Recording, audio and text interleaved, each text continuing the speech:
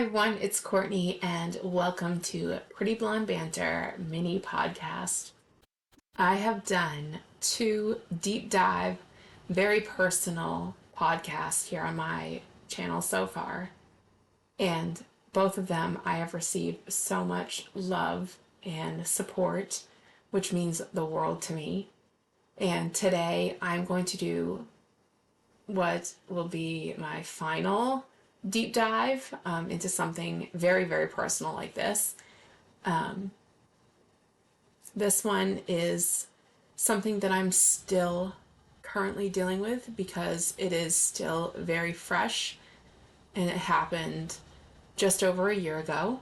So I'm dealing with the side effects from this topic, and it is very hard for me to talk about. That's kind of why I've been putting this one off, but I just want to get this out there and say my piece and hopefully have this be therapeutic like the other ones have been. Just talking about it, it helps me process things because I'm the type of person that I just kind of lock things away and tell myself that I'll deal with them at a later time. And then I don't, and it festers and it creates more of an issue. So grab yourself a snack, grab a drink, and come hang out with me for a while. So I got divorced in March of 2025, although I left my ex-husband in November of 2024. We had an 8-month-old son at the time, and our marriage was pretty much in the dumpster by then. My husband and I, we had been together since the very end of 2019, and we started really dating in 2020. We went on road trips together and we spent a lot of time together very early on, and we just connected. We clicked very well and everything was pretty good. We were both in our mid 30s or getting close to mid 30s. And, when we started getting more serious in dating, we talked about, do we want kids or anything? And he said that he didn't want kids. And I kind of went along with that. Like, deep down in my heart, did I want kids? Yes, I wanted to be a mom and I wanted to experience motherhood and just having my own little person. I have had issues with my fertility, and I didn't think that being a mom was going to be in the cards for me. So I pretty much just told myself that I'm not going to be a mom. And I would tell myself, you don't want kids, just to kind of ease the blow. And I told him that, if I was younger, I would have loved to, but at this age, it's probably not going to happen, so I'm good. So we agreed, that if we got married, which we did eventually, that we wouldn't have kids. Well, I started feeling really sick one day, and I thought that there was something like a bug or something that I had. So I went to the doctors and I found out that I was pregnant. I came home and waited for my then husband to come home to tell him that I'm pregnant. Surprise! When I told him that I was pregnant, he took off and would not speak to me for 2 whole days. That should have been like my sign right there just to leave, because what kind of man does that? Anyways, I was very scared finding out that I was pregnant because I was in my mid 30s and I had always had it pegged that I would never have kids past the age of 30 because I didn't want to be, an old mom. I also just wasn't prepared to hear that you're pregnant. It was all just a shock. I knew that my ex-husband didn't want kids, but I was not willing to have an abortion, which is what he asked me to do. And I said no. That kind of made him even more angry with me. And that was when the physical abuse started. He would restrain me and scream in my face. I mean, he would have his face like nose to nose, screaming at me with my body restrained so I couldn't move. He would strangle me, and like I'm all for like kinks and whatever. Like I love when a guy like puts his hand on my throat. I think it's so sexy. But this was different. This was strangling me and again yelling at me. He would do things like elbow me in the stomach, and he would just be very cruel to me.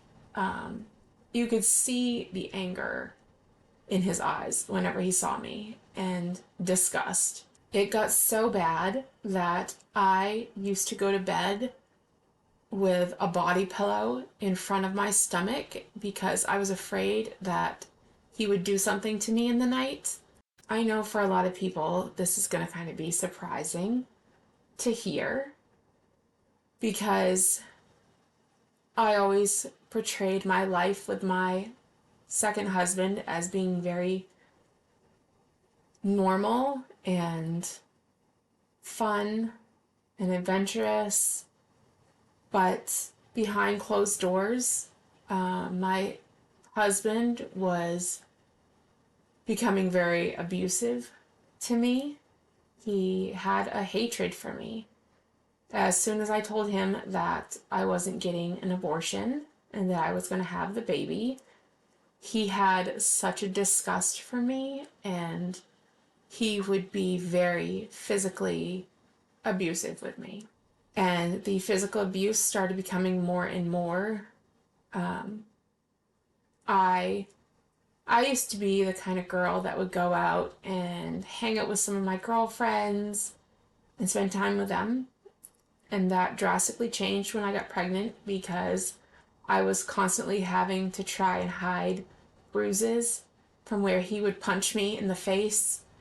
It was very common for him to punch the side of my face or punch me kind of on my cheek near my eye. And I just didn't want anyone to see that. I was very recluse, and I stopped talking to people. I stopped doing everything that I loved. I hid away. I knew that my marriage was going to be ending. I was pregnant. My then husband wanted nothing to do with me. Throughout my pregnancy, he never went to any of my doctor's appointments. I had asked him if he wanted to find out the gender of the baby. I didn't. I wanted to be surprised, but I figured if he wanted to find out, he could come with me and they could tell him separately. But he did not. He never showed up for any of my pregnancy appointments. The day that my son was born, I called him when my water broke, and he was at work, and he told me that he would get there when he got there. He showed up after our son was born. I had a little boy, and he was there for a couple hours, and then he left. I'm actually surprised. He actually came and picked me up the day that they were releasing us, and he did take us home. That was a shocker. However, I had just given birth, and let me preface, he and I had separate bedrooms because I have insomnia. I have sleeping issues. So for me, I it's hard for me to sleep with a partner because I'm like a Tennessee tornado at night. I don't sleep well and I would keep my partner up. So having a separate bedroom works well for my partners. So we had two separate bedrooms. My bed sat up very high. And, I had just given birth and I was having a really hard time climbing up into my bed. It was just too high for me and I was still healing. So I went into his room and I got onto his bed and I was nursing our son. And he came in, saw me sitting on his bed, and he freaked out on me. He told me that I needed to get my disgusting fat ass off from his bed and to go sleep on the fucking couch after I had just given birth to our son and was feeding our son. That just broke me. It hurt me so bad. So I did. I picked up our son and I slept on the couch for a couple nights. And I can just remember sitting there nursing my son and knowing in my gut that I was leaving. 4 days after giving birth, my ex-husband told me that I was fat and needed to start losing the weight and that I was no longer attractive and that I was disgusting. And that again broke me. Like, I felt so low, When you're a new mom, your body changes like crazy and you feel very self-conscious and you're so unsure of everything. I was struggling with learning how to care for my son, how to breastfeed him, which, for those of you guys who don't know, giving birth is painful, but breastfeeding for the first time is excruciating. It hurts so bad. I can't even describe. And I'm going through all this stuff, and I have the man that's supposed to be my husband, my partner, the father of my child telling me that I'm disgusting and that I need to sleep on the couch. It broke me to my core because I never had him pegged to act like this. He was never like this when we were dating or when we were engaged or when we were newlyweds. It wasn't until I had our son that he just changed. When my son was 3 months old, I decided I was going to start making a plan to escape. I don't know how I did it, but I was able to fly home to Maine. I used the excuse that my great-grandmother was dying in the nursing home and I needed to see her. So I'd be gone for a couple days at a time and he wouldn't suspect anything. I would come up to Maine and I would see my parents and talk to them about what was going on, and I told them that I needed to run away. That I couldn't anymore. I ended up finding a house that I could afford, and I had to put a little money into it to spruce it up and make it, what I wanted for my son and I. So I did that. I would continue to fly up to Maine again using the excuse that my great grandmother is so sick. I need to be up there. I need to go see her. Blah blah blah. He never suspected a thing. I had a separate bank account that he didn't know about, where I had stored money away just in case, and I was using that to pay for everything. So when November rolled around, I had everything set up in Maine and was prepared to leave. But part of me wanted to try and see if I couldn't make my marriage work. So I tried to kind of get my husband back into me. I had been working on losing the weight, and I hadn't lost all the weight yet, but I was getting there.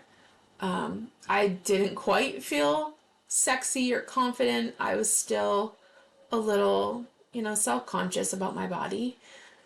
But I had bought some new lingerie, and I figured I would try one night to just be flirty with my husband and kind of, revive the spark. One night, he comes home from work, and I made us dinner and everything. And he went in to take a shower. I got my lingerie on and got all sexy and was waiting for him when he got out of the shower. And I tried to, be a little flirty with him and touch him and whatever. And he got so mad at me. He pushed me away and told me that I was gross and ugly and that he had no interest. So he went out to the garage. I was like, okay, whatever. I'm gonna go to bed. I'm done. It was just the final nail in the coffin that we're over. So I climbed into bed and I fell asleep. 2 hours or so later, I wake up to him opening my bedroom door. And mind you, our son is in the room as well because I kept his bassinet right next to my bed, obviously, so I could take care of him. So he climbs on top of me, and I could tell that he was drunk. I could smell it on him, and I could tell by his mannerisms that he was 3 sheets to the wind. And I remember just looking up at him and just seeing this look in his eyes that I've never seen before. It was not the man that I married at all. And he climbed on top of me and he starts taking off my clothes. And I'm like, what are you doing? And he looks at me and word for word, he goes, this is what you fucking wanted, isn't it? And I was floored. I had no words. Like, I couldn't even process what was happening. And he proceeded to hurt me and forced himself on me. And when he was finished, he passed out, and I just cried so hard because this man, he knew what I had been through. He knew how much it took me to even be with him because of my struggles with dating and being intimate with men. He knew this, and he did it as well. I knew right then and there that I was done. I was gone. So the next morning, he gets up and he goes to work, and I waited for him to leave. I packed up anything that I really wanted that would fit in my car. I grabbed the animals, and I grabbed our son, and I left. He had no idea when he came home that night that we were gone. He didn't know where I was. He didn't know what I was doing or anything. He called me while I was driving because, again, I'm driving from Florida to Maine. And he starts screaming at me, and I told him that, look, we're done. I'm filing for divorce. And he says to me, the only way that you will ever leave me is in a body bag. And I hung up on him. I was so scared. I was so scared, but I was also feeling very free that I was doing this, that I was escaping, and I did. I drove all the way from Florida to Maine. I had this place waiting for us that I had made a home from afar, and he didn't know where I was. Thank God. I finally, when I walked through the door of my house, I felt safe for the first time in many months, and it just felt so good. What my ex-husband did to me, it really set me back in my healing because it had taken me a very long time to process and deal with the stuff from my past with my dad and then my coworker. And here I was back again dealing with a sexual trauma. And it just made me question everything, everybody. I didn't trust anyone. I swore I would never even date a guy again because I was so terrified. I mean, how could the man that I made vows to, that I made a child with, how could a man who's supposed to love me do this to me? And it just wrecked me, and it still is. It's still something that I am coping with today, and it's part of why I've started this podcast, because I've seen myself starting to revert into that bit of hiding away and reclusing and being very timid. That's why I'm doing this. I need to talk about it and I need to let it out. And then the reason why I'm doing some podcasts with the men is because I want to hear from other men how they tick and why they do the things they do, and just not be so afraid of men. So that's why I'm doing this. And that's why I've been so open in sharing my stories and getting it out there, getting it off my chest and moving forward. It feels really good. I just have to say that. It feels really good. All right, this podcast is getting kind of longer, and I like to keep these under 30 minutes, so I'm going to wrap it up here. Thank you all so much for all of the support that you guys give me on these really personal podcasts. It truly warms my heart, the messages that I receive from you guys and the love and everything. I don't even have the words. So thank you. All right, guys, I hope you have a wonderful day, a wonderful afternoon, or a wonderful evening. And I'll see you guys in my next podcast. Bye, guys.